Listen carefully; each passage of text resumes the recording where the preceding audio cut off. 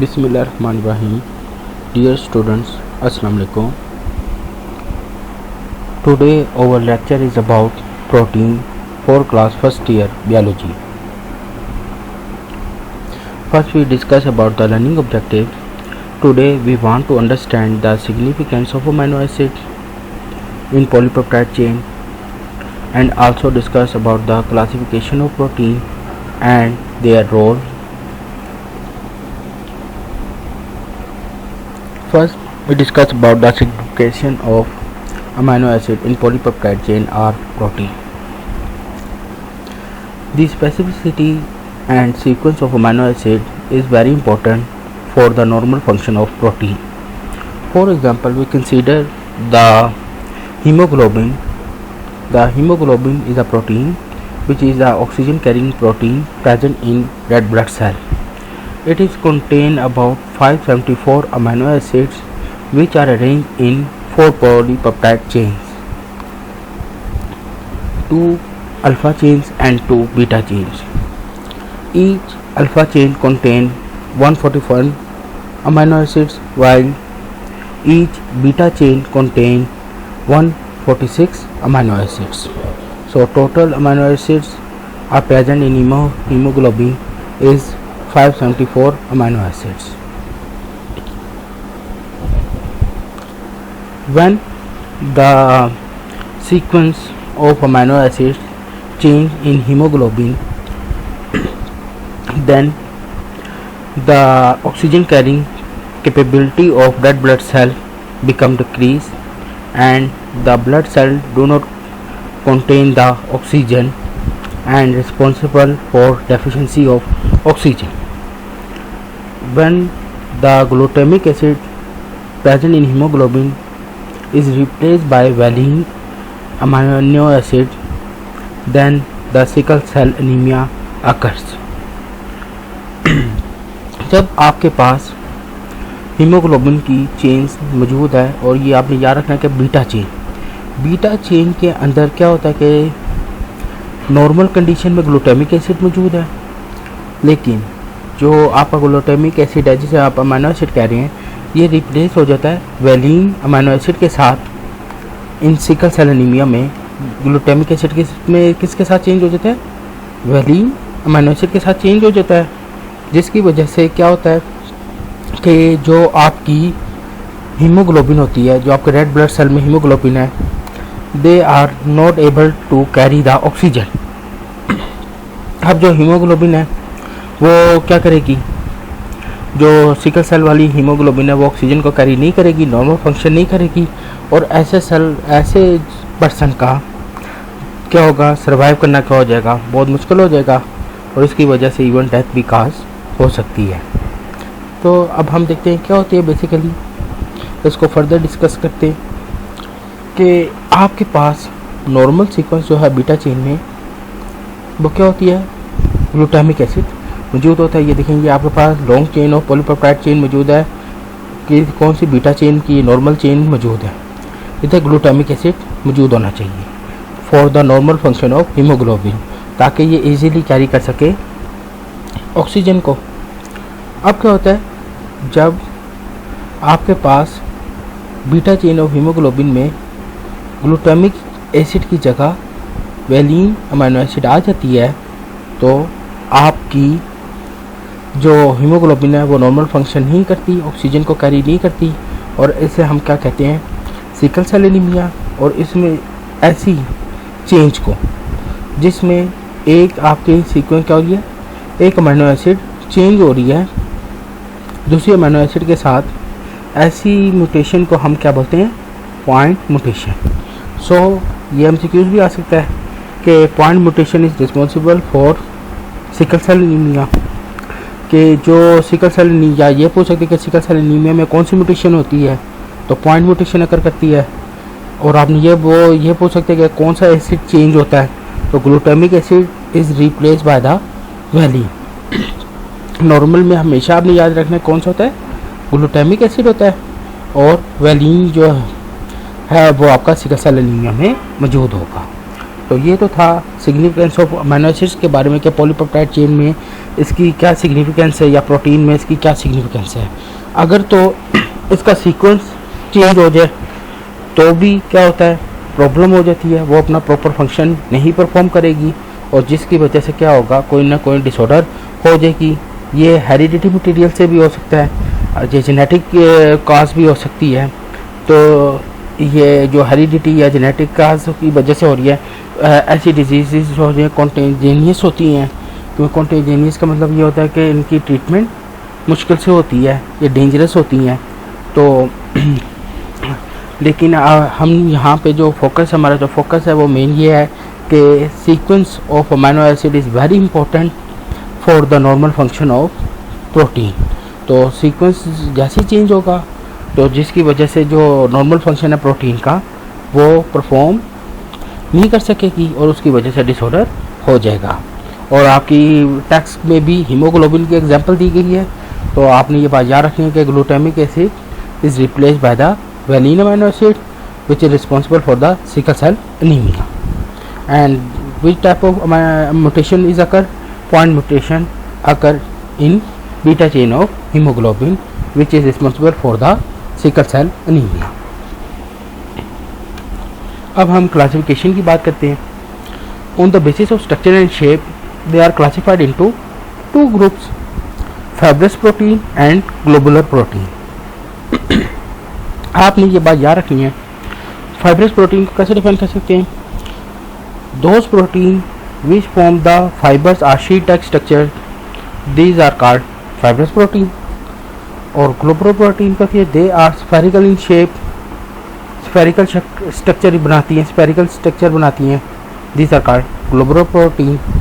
अब इसको हम इसके जो फीचर्स हैं और करैक्टर्स हैं उनको फर्दर डिस्कस करते हैं कि हम कैसे इनको डिफ्रेंशिएट या कंपैरिजन कर सकते हैं। शेप की बात करी तो मैंने आपको पहले बताया कि ये क्या करती है, शीट या फाइब्रल्स फॉर्म में होती हैं। क्यों होती हैं फाइब्रस फॉर्म बनाती हैं? क्योंकि ये दो पॉलीपेप्टाइड चेन, एक या दो पॉलीपेप्टाइड चेन इन्होंने जो है कंसिस्ट की होती हैं ये। और जो ग्लोबुलर प्रोटीन है ये स्फेरिकल इन शेप बनाती हैं। अब इसकी रीज़न क्या है कि ये स्फेरिकल शेप क्यों बनाती हैं? ये स्फेरिकल शेप इसलिए बनाती हैं क्योंकि ये क्या मोर देन 2 पॉलीपेप्टाइड चेन्स मौजूद हैं और साथ क्या होगा कि ये जो है ना folding of the polypeptide chains are responsible for making the spherical in shape. इधर हमारे पास जो स्ट्रक्चर में जो ऑर्गेनाइजेशन है, structural organisation in fibrous protein में सेकेंडरी स्ट्रक्चर इम्पोर्टेंट है। एमसीक्यूज भी आ जाता है कि फाइब्रस प्रोटीन में कौन सा स्ट्रक्चर ऑर्गेनाइजेशन प्रेजेंट होती है। वो आपको मुख्तलिफ ऑप्शन दे सकते हैं, सेकेंडरी, टर्शरी, प्राइमरी, क्वाटरनरी। तो आपने सेकेंडरी स्ट्रक्चर जो है वो उसको क्या करना होगा, पिक करना होगा।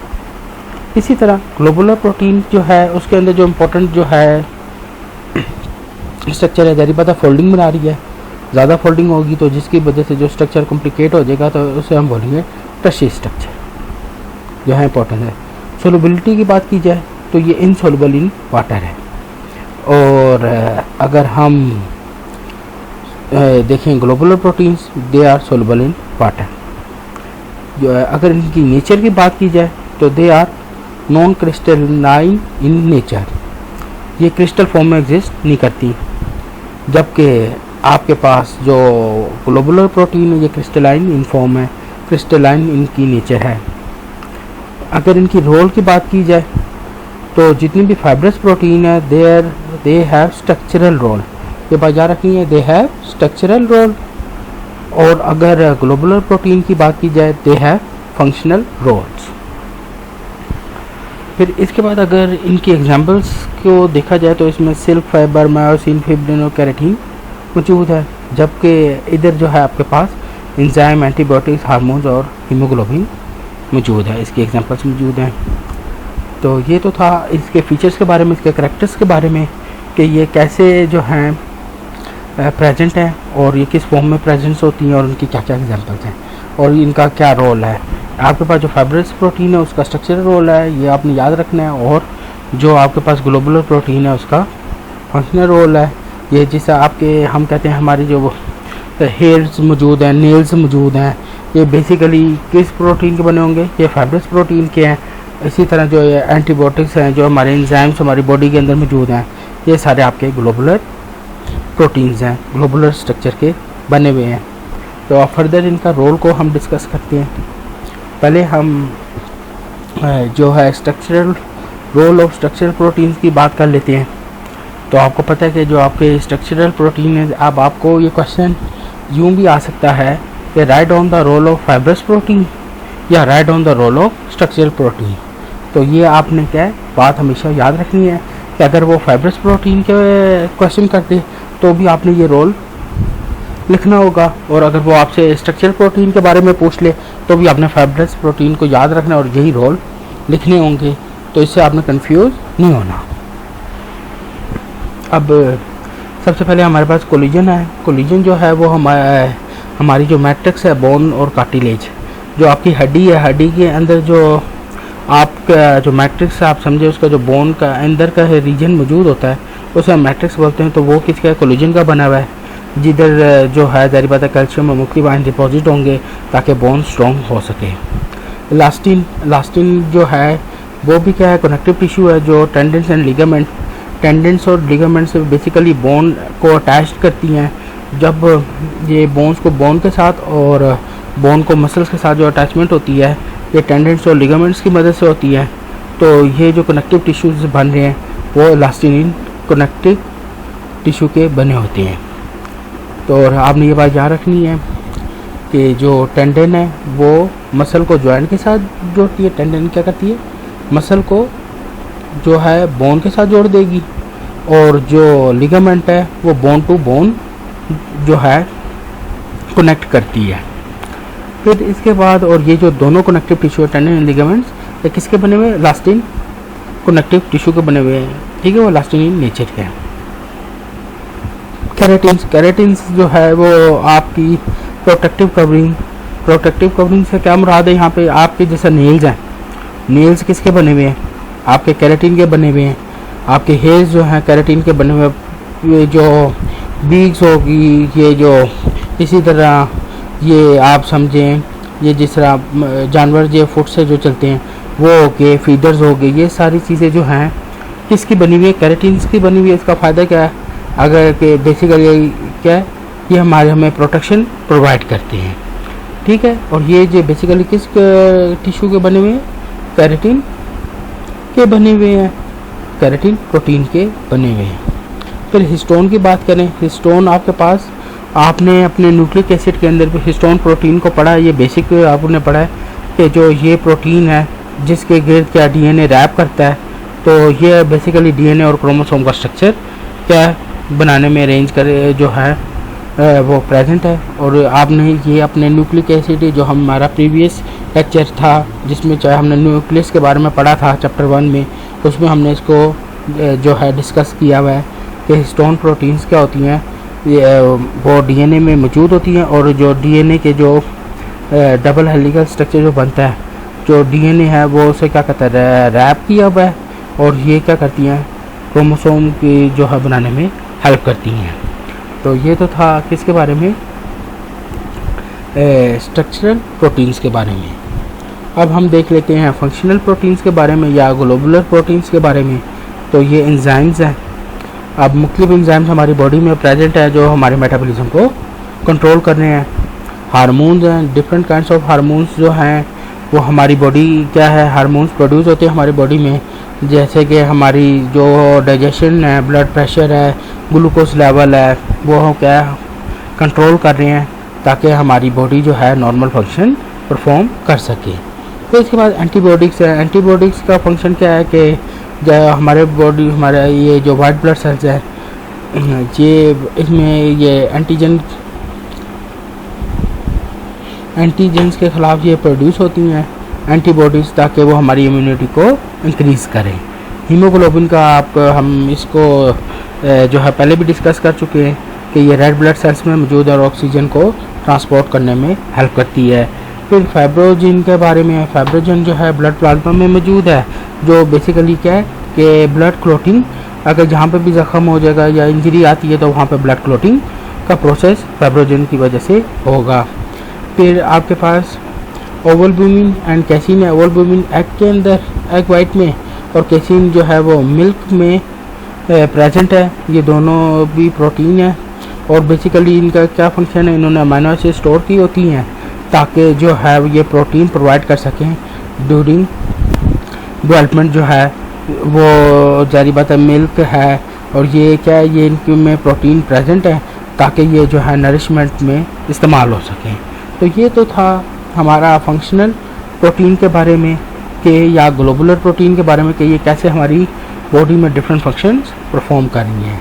तो आज हमने पढ़ा है प्रोटीन की सिग्निफिकेशन, जो सिग्निफिकेशन है अमीनो एसिड्स की, साथ साथ हमने डिस्कस किया क्लासिफिकेशन के बारे में और उसके बाद हमने रोल्स को डिस्कस किया कि ये जो है हमारी बॉडी में कैसे जो है फंक्शंस परफॉर्म कर रहे हैं।